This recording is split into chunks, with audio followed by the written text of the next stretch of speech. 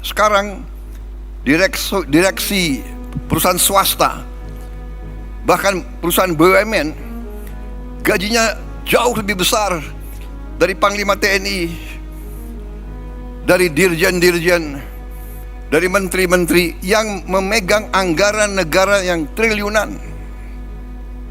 Ini saya kira harus kita mendekatinya secara realistis. Ini keyakinan saya. Jadi kita perbaiki kualitas hidup, kita tingkatkan gaji-gaji semua pejabat, semua penyelenggara negara. Kita mampu. Saya sudah hitung dengan tim pakar saya, Indonesia negara kaya bukan negara miskin. Kita mampu. Pidato Prabowo Subianto itu disampaikan saat dirinya masih berstatus sebagai calon presiden, tepatnya dalam acara penguatan anti korupsi bagi calon presiden dan calon wakil presiden yang digelar Komisi Pemberantasan Korupsi pada 17 Januari 2024. Kala itu Prabowo menawarkan resep untuk memberantas korupsi dengan cara menaikkan gaji para pejabat negara. Menurutnya, pejabat-pejabat yang memegang anggaran besar harus memiliki kualitas hidup dan berpenghasilan yang sesuai. Ia lantas mengkritik gaji direksi perusahaan swasta bahkan perusahaan BUMN yang lebih besar dibandingkan Panglima TNI, para dirjen, hingga menteri yang memegang anggaran triliunan rupiah. Dalam kesempatan tersebut, Prabowo pun berkomitmen menegakkan semua undang-undang terkait pemberantasan korupsi, keinginan politik yang kuat dari penguasa, dan bila perlu ada pembuktian terbalik. Prabowo meyakini menaikkan gaji para pejabat negara merupakan jurus ampuh dalam pemberantas korupsi. Jurus lainnya adalah mendorong penerapan teknologi digital untuk meminimalisir peluang korupsi melalui markup proyek, penyelundupan, atau manipulasi anggaran.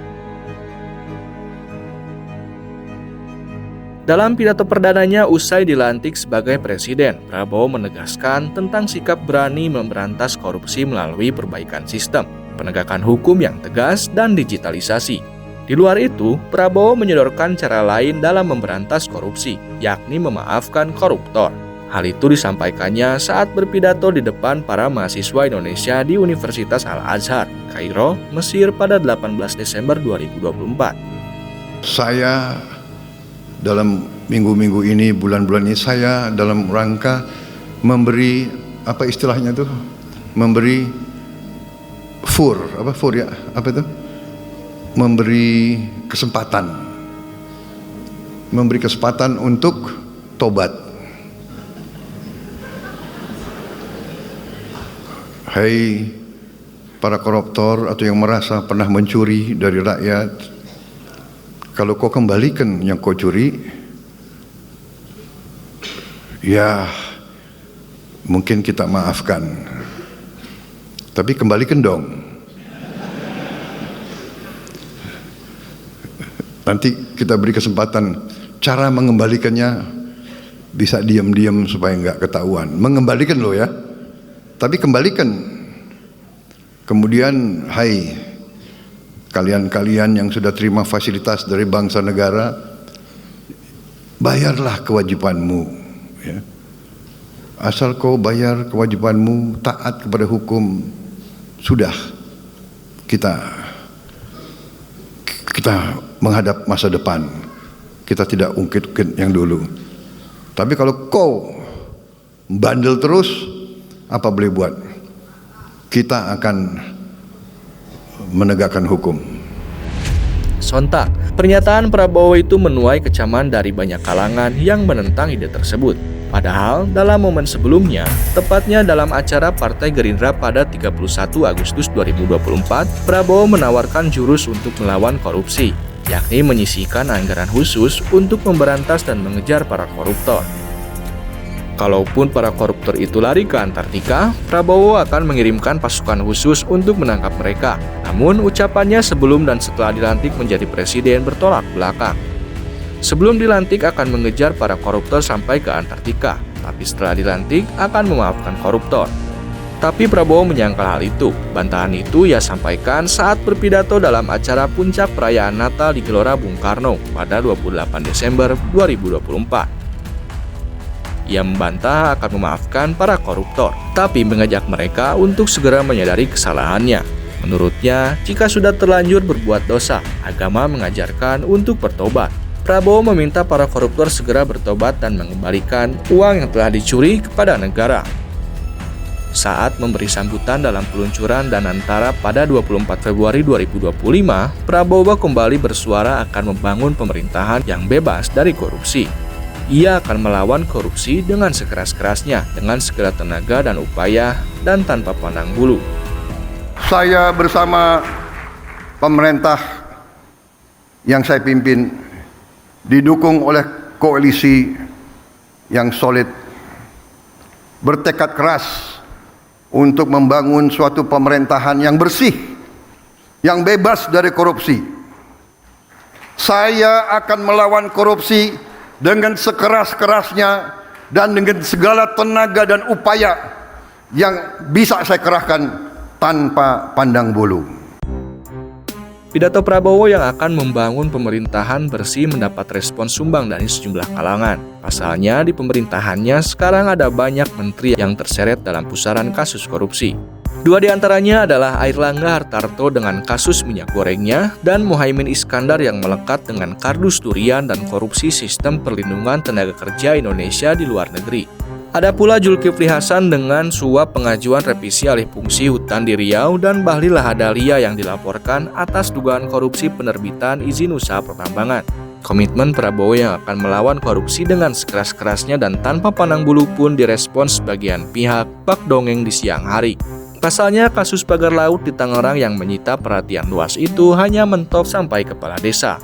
Sementara aktor intelektual dan pemilik modal dalam kasus pagar laut tersebut aman, tidak tersentuh hukum.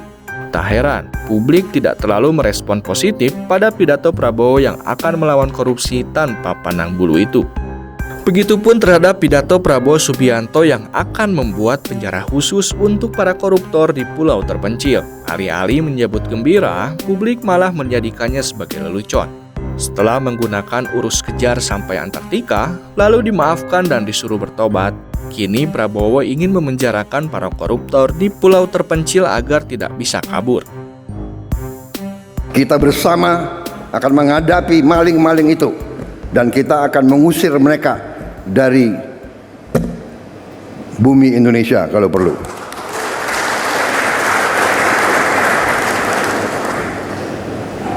Saya nanti juga akan sisihkan dana, saya akan bikin penjara yang sangat,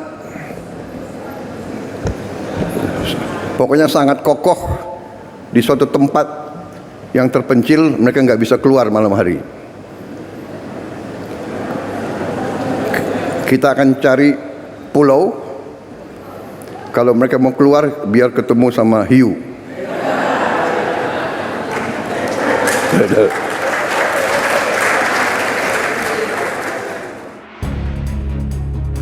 Pernyataan Prabowo itu disampaikan dalam satu acara di kantor Kementerian Pendidikan Dasar dan Menengah pada 13 Maret 2025.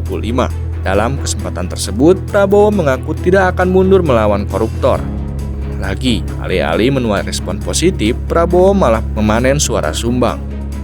Pasalnya, cara-cara Prabowo yang digunakan dalam memberantas korupsi ibarat menggunakan jurus dewa mabuk yang gerakannya tidak teratur. Bukan dikejar sampai ke Antartika atau dibuatkan penjara di pulau terpencil. Publik mengharapkan pemerintahan Prabowo Subianto mendorong pengesahan rancangan undang-undang atau RUU perampasan aset tindak pidana yang sudah diusulkan sejak 2008. Namun publik lagi-lagi harus gigit jari, pasalnya RUU itu tidak masuk ke dalam program legislasi nasional prioritas 2025. Padahal pengesahan regulasi tersebut dinilai bakal menjadi jurus mematikan dalam memberantas korupsi di Republik ini.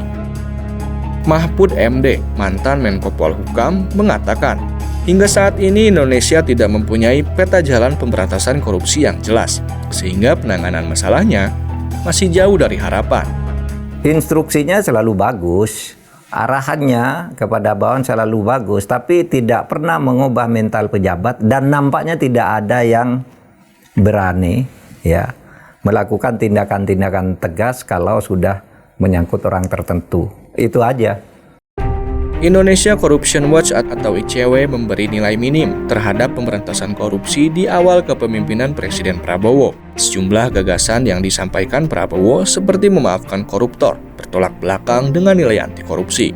Pidato heroik Prabowo Subianto soal pemberantasan korupsi terdengar hanya omon-omon, terlebih rancangan undang-undang perampasan aset tindak pidana yang tidak masuk ke dalam program legislasi nasional prioritas 2025. ICW memprediksi tidak adanya komitmen dalam penguatan substansi hukum pemberantasan korupsi dan mekanisme pemidanaan yang memberikan efek jera bagi para koruptor, maka ke depan akan terjadi peningkatan jumlah kasus korupsi dan kerugian negara akibat korupsi.